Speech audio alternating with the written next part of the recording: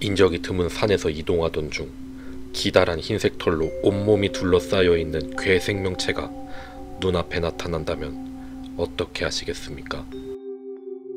처음 이 괴담이 세상에 나온 이후로는 인터넷에 괴 생명체라는 제목의 글이 게시되면서 사람들에게 알려지게 되었습니다. 그 이후 부산의 해운대부터 시작하여 여러 목격담을 통해 사람들의 입에 오르내리게 되죠. 지금으로부터 약 20년 전 부산 장산 근처에서 살던 가정집이 있었습니다. 당시 아버지께서는 등산을 좋아하였고 크게 산을 싫어하지 않는 터라 아버지와 함께 장산을 등산하곤 했죠. 그러던 어느 초여름 주말 아버지와 함께 장산을 올랐습니다. 장산 마고당 부근을 지날 때쯤 하얀 옷을 입은 사람이 빠른 속도로 달려와 저를 밀치고 지나갔습니다. 다행히 넘어지진 않았지만 워낙 순식간에 벌어진 일이라 아버지는 못 보셨죠. 그리곤 계속 산을 오르는데 뭔가 시선이 느껴져 뒤를 돌아봤습니다. 저 멀리서 하얀 털옷을 입은 사람이 바위 뒤에서 절 바라보고 있었습니다. 자세히 보지는 않았지만 여름에 털옷을 입고 있어서 별 이상한 사람으로 생각했습니다.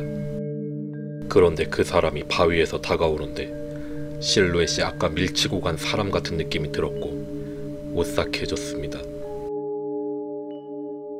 그 순간 저를 덮치듯 그 사람이 엄청난 속도로 네 발로 달려왔습니다. 눈앞에 본 그 사람은 얼굴에 이목구비가 없었고 괴기한 표정으로 눈앞까지 다가왔습니다. 순간 비명을 지르고 잠시 의식을 잃은 후 아버지의 목소리가 들려 정신을 차리게 되었습니다.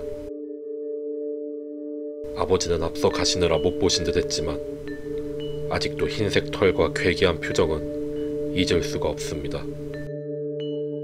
이러한 실제 목격담은 2000년대 초반부터 게시판을 통해 올라오게 된 이후 지속적으로 장산에서 괴 생명체를 목격했다는 제보가 점점 올라오고 있었습니다.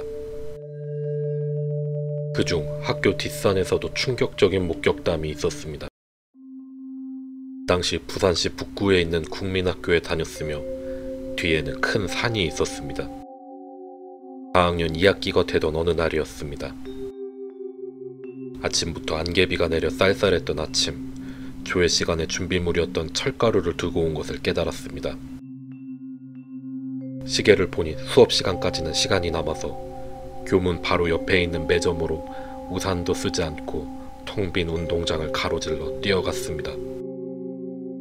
철가루를 손에 쥐었을 땐 수업 시작 종이 울렸고 종소리에 놀라 뒤돌아서는 순간 무엇인가에 이끌리듯 산 중턱 위쪽에 시선이 고정되었습니다.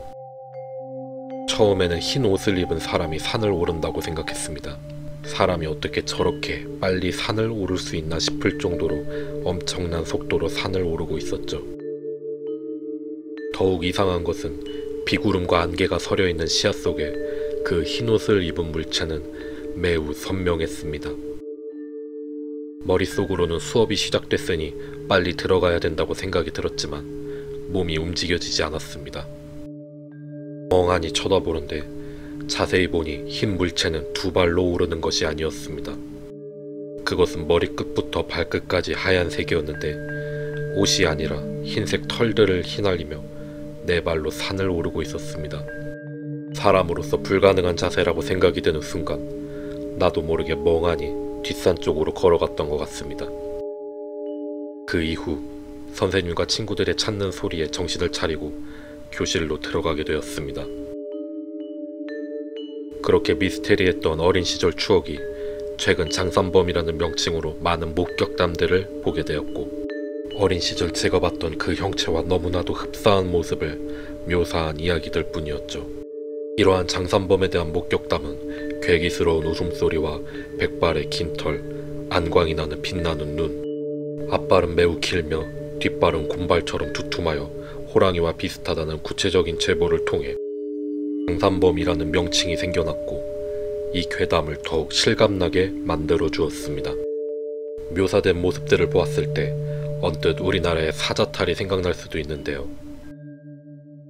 사자탈의 형태로 묘사되어 전해진 괴담인지는 밝혀지지 않았지만 조선시대에도 장산범과 같은 형태의 괴생명체가 목격되어 사자탈이 생긴 것은 아닐까요? 2000년도 초반 어렸을 때 겪었던 목격담들은 현재도 계속 올라오고 있습니다. 혹시 늦은 밤 등산 중일 경우 저 멀리서 기다란 흰색 털과 괴기스러운 울음소리가 들린다면 당장 도망가십시오. 당신의 뒤에서 괴기한 표정으로 노리고 있을지도 모르니까요.